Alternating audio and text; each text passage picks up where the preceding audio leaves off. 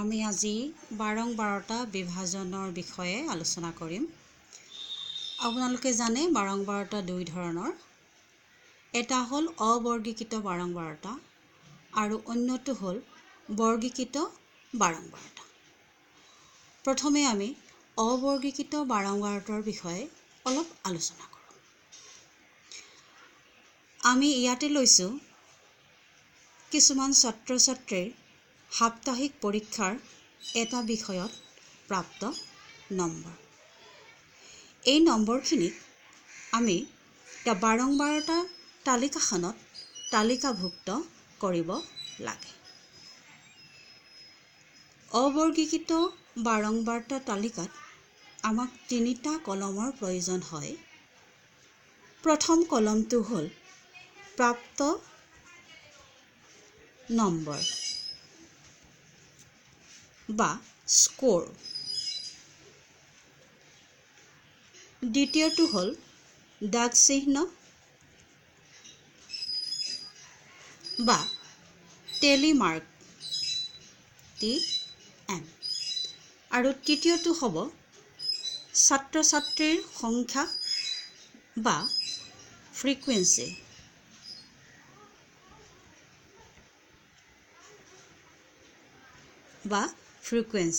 F। এতিয়া আমাৰ নম্বৰসমূহক আমি প্ৰাপ্ত নম্বৰৰ তালিকাখনত ক্ৰমাৎ সৰুৰ পৰা ডাঙৰলৈ লিখি লওঁ। আমি পাইছোঁ মাৰ্কছ কিমান আছে 4, দেখা পাইছোঁ 5, 6, 7, 8, 9, 10।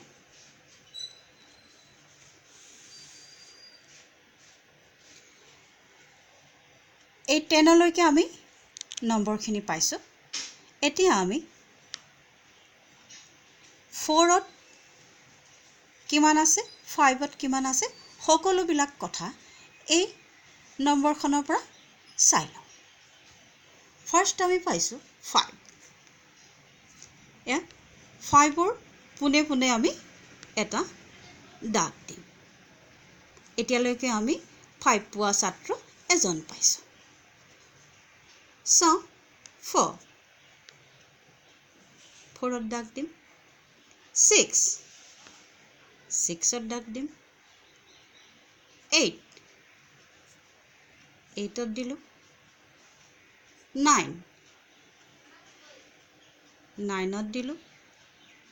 10ত দিলোঁ। 5ত দিলোঁ। 7ত দিলোঁ। 8ত দিলোঁ। 7ত দিলোঁ। 8ত দিলোঁ। 4ত দিলোঁ। 6ত দিলোঁ। এগেইন 6ত দিলোঁ। 9ত দিলোঁ। 9ত দিলোঁ।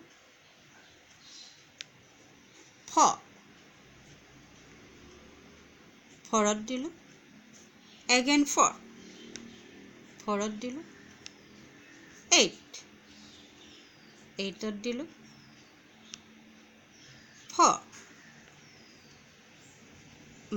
যেতিয়া 5টা হ'ব তেতিয়া আমি এনেকৈ এই মূৰৰ পৰা এই মূৰলৈ লগাই দিম। এটা ব্লকটো 5টা। দেন 5, here 5, 7, here 7, 8, here 8, 5টা হৈ গ'ল। 10, 5,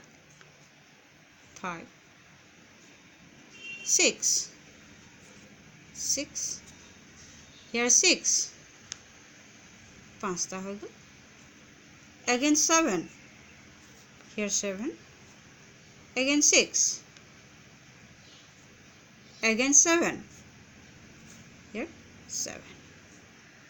এতিয়া আমি ইয়াতে কিমানটা দাগ পালোঁ সেই দাগ অনুসৰি আমি ফ্ৰিকুৱেঞ্চি লিখিম সংখ্যাত প্ৰকাশ কৰিম ইয়াতে আছে 5 এটা 5 হ'ল 1 2 3 4 এটা 4 হ'ব here 6 here 5 here 5 here 3 here 2 এতিয়া আমি এখিনি কাউন্ট কৰি চাম 5 plus 4 is to 9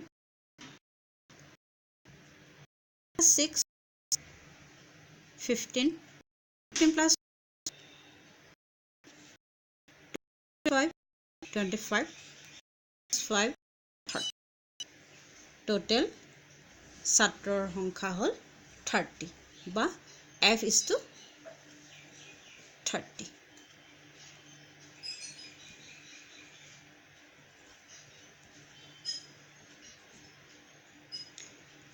এখন হ'ল অবৰ্গীকৃত তথ্যৰ বাৰম্বাৰতা আৰু আমি ইয়াৰ পিছত চাওঁ বৰ্গীকৃত বাৰম্বাৰতা আপোনালোকে চাই লওক ভালকৈ এবাৰ এতিয়া আমি যাম নেক্সট তালিকালৈ বৰ্গীকৃত বাৰম্বাৰতা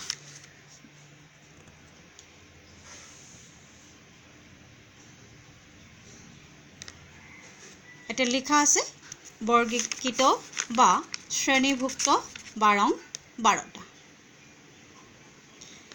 এতে আমি লৈছো কিছুমান ছাত্ৰ ছাত্ৰীৰ সমহীয়া পৰীক্ষাৰ প্ৰাপ্ত নম্বৰ এই নম্বৰখিনিক আমি বৰ্গীকৰণ কৰি বাৰম্বাৰতা তালিকাত অন্তৰ্ভুক্ত কৰিম বৰ্গীকৰণ কৰা মানে হ'ল শ্ৰেণী অন্তৰাল লৈ বাৰম্বাৰতা তালিকা প্ৰস্তুত কৰা তে আমি শ্ৰেণী অন্তৰাল ল'বলৈ হ'লে আমি নম্বৰসমূহৰ পৰিসৰ জানিব লাগিব পৰিসৰ মানে বিস্তৃতি কিমান নম্বৰৰ পৰা আৰম্ভ হৈ কিমান নম্বৰলৈকে গুটি কভাৰ কৰিছে এতিয়া আমি চাওঁ নিম্ন নম্বৰ কিমান 25 19 19 19 আমি নম্বৰসমূহৰ নিম্ন সীমা পালোঁ 19 আমি ইয়াৰ ভিতৰত উচ্চ সীমা পালোঁ 50 দুইটা ওচৰা ওচৰি পালোঁ এতিয়া আমি ইয়াৰ পৰিসৰ উলিয়াম পৰিসৰ বা ৰেঞ্জ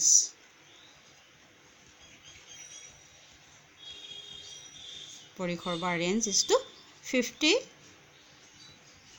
minus 19 is equal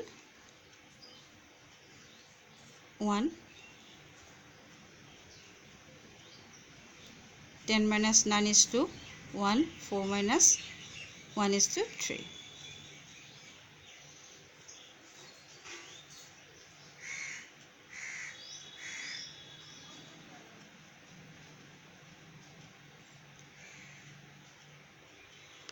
আমি এখিনি এতে লিখিম এটা শ্ৰেণী অন্তৰাল শ্ৰেণী অন্তৰাল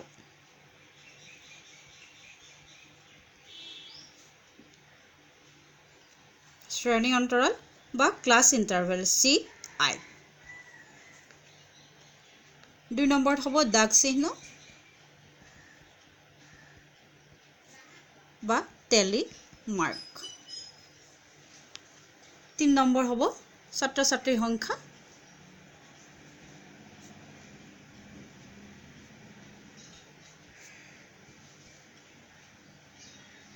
বা ফ্ৰিকুৱেন্সি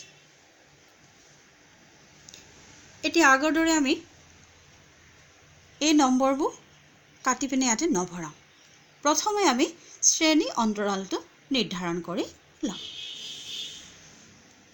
শ্ৰেণী অন্তৰাল যেহেতু আমাৰ 19 পৰা 50 লৈকে নম্বৰসমূহ সেইকাৰণে আমি এই নম্বৰসমূহ কোনটো অন্তৰালত কিমান আছে তাক জানিবলৈ আমি এই অন্তৰালটো বনাওঁ 19 যেহেতু আছে নিম্ন আমি ধৰি ললো 11 to 20.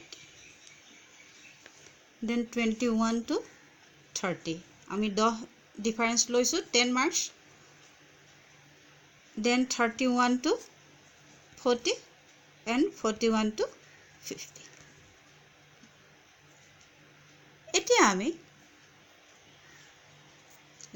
11 to 20, 21 to 30, 31 to 40 আৰু 41 to 50. এতিয়া আমি নম্বৰ তালিকাখনলৈ যাওঁ 25 আছে 25 কাৰ ভিতৰত পৰিব 21 আৰু 30 ভিতৰত এটা দাগ 40 আছে 40 পৰিব ইয়াতে 45 আছে 45 47 here 49 50 19 27 29 35 33 30 22 20 19 21 এটা পাঁচটা হৈ গ'ল 29 এটা 29 25 25 35 পাঁচটা হৈছে 45 30 35 45 30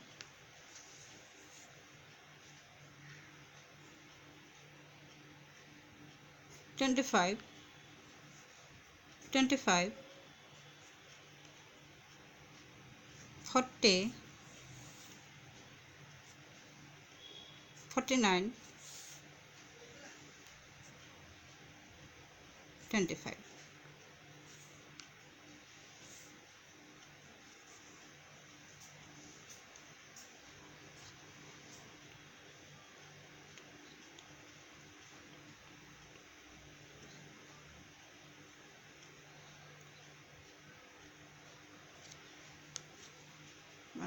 So 1 2 3 4 5 6 7 8 9 10 11 12 13 14 15 16 17 18 19 20 21 22 23 24 26 27 28 29 30 yes আমাৰ তাতে 30 numbers আছে আৰু ইয়াতে আমি এতিয়া frequency লিখো here 3 5 5 10 13 5 to 7 here again 7 এতিয়া আমি কাউন্ট কৰি চাও 3 3 6 6 7 13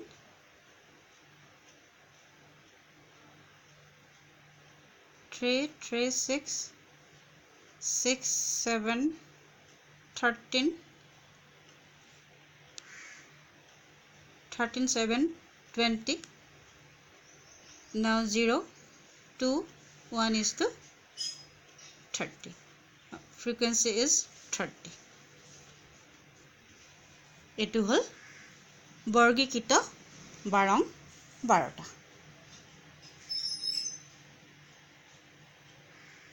okay thank you